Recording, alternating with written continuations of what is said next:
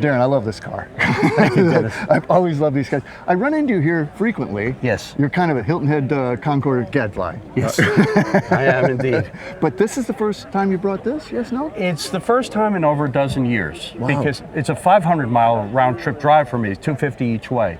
You drove it? Oh, yeah. Oh, yeah.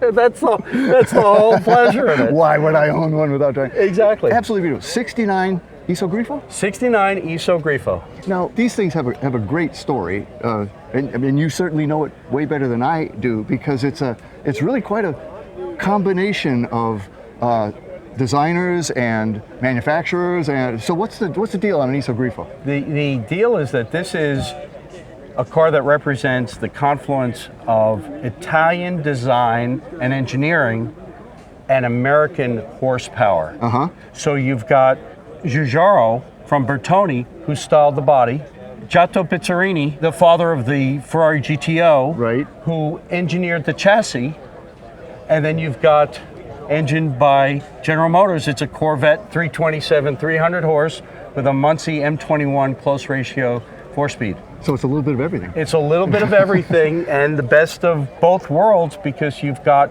phenomenal handling, great top speed, great power, and yet sumptuous leather interior and power windows and air conditioning and the best of everything. And it's just drop dead gorgeous. Well, thank you. So how long have you had it? Not too long, just about 35 years. Oh, is that all? Yeah. Wow. How did you come by it? Where'd you find it? Well, my dad bought one of these new Wow. in 1966 at the New York Auto Show, and I fell in love with it, and I told myself I'd have one by the time I turned 30. And I Did you? I did. Actually, Wow. I accomplished it. I'm 65 now, so I've had it for 35 years. Man. I found it through the Iso Club. It was in Salt Lake City, Utah, and I responded to an ad, called every day for 2 months. Turned out the guy was a teacher on sabbatical, and I didn't know. And finally, when I got him on the phone, I said, "Did I get the car?" He said, "You were my first call, you were my last call." You called me It's yours. 60 times. Just wire me the money and you can have the car. So how many were made? Well, the official story is there are 412 because there are 412 serial numbers. Yeah. But truthfully, there's 400 of them were made because the Italians had a way of renumbering Yes, things. they did, didn't they? Yeah. Well, actually, it's more than I thought they made. And is it a steel body? It's a handmade steel body. Every panel was beaten over a wooden buck, and the hood is aluminum. This car was not intended for series production. So unlike the Iso Rivolta and the other models in the line, which had stamped steel, this was only intended as a halo car, so they never invested in the tooling. And so every single car is bespoke, handmade, over a course of 10 years. And one piece from another car will not. They will not fit. Will not fit. All of the pieces on this car have a stamping number on them, kind of like so that you can put it back together if you need to. Yeah. You know you have the right part. Well, and if Antonio didn't make it that day, it was That's Luciano. right. Then you got a problem. You got a problem. Then you got a problem. I mean, it's just absolutely gorgeous. And the thank interior, you. as you say, sumptuous leather. Oh my Oh, goodness. thank I you. mean, it's so inviting. Oh, I appreciate that. It's all leather, and it's got that beautiful aluminum and wood steering wheel with Yes. the wood dash and a full complement of Borletti gauges. And the Griffin. And the Griffin was the official symbol in the crest of the Rivolta family. Okay. It's part eagle and part lion, so it's the power and the prestige of the brand. It's just beautiful. And you've had it 35 years. You've driven this thing. I've driven it somewhere between 30 and 40,000 miles. Which is also absolutely unheard of. It's insane. It's insane. These are, this thing's got all sorts of amazing things about it. I mean, Yes. this isn't just decoration here either, sir. right? No. This car, Giugiaro was a very big believer in form and function being integrated.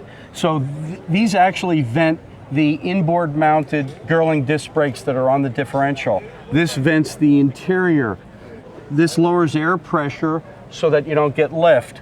That vents the engine compartment. Everything has a form and a function on this car. So inboard brakes, they're actually they're not on the wheel. No. They're on the differential. Right? When you look at the front brakes, you can Yeah, see yeah. the calipers There are and no you see the calipers discs. here. There are no calipers. Where are the brakes? They're mounted on the differential, and then, if I might,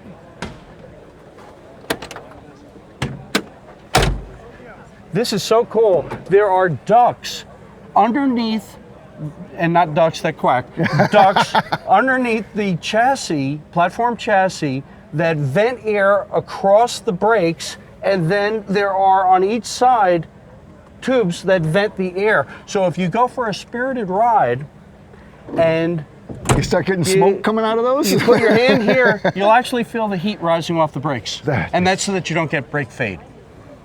Now, were these taillights, for instance, from something else? Yes. Yeah, what are they from? You're absolutely right, Dennis. Those are from an Alpha. I kind of thought they might be. They're Alpha units, and they're as rare as hen's teeth. I believe it. These are not chrome. They're stainless steel. You're kidding. And they're polished. And I like to tell people that this car needs me as much as I need it, because it would tarnish if I didn't polish it. My goodness. And the Barani wire wheels are aluminum and steel, and so to get those aluminum rims to sparkle, I have to literally destroy my hands in between the spokes.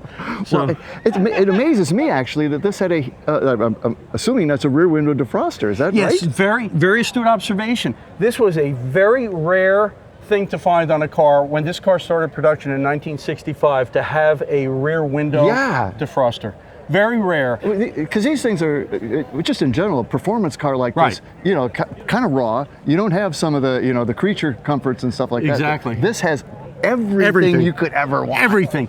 And this piece of glass, when this was manufactured, was the largest single compound curve piece of glass ever installed on an automobile since the dawn of the automobile. You probably don't want to break that. I was terrified when we restored the car. They said, okay, I took most of the car apart myself. When it came to the back window, I said, listen, if we break this, I don't have a car anymore, so I'm gonna let you do it. Yeah, so, and don't break it. And don't break it, don't drop it. So you said we have a Chevy 327 in there. Yeah, would you like to see it? Yeah. All right, wonderful.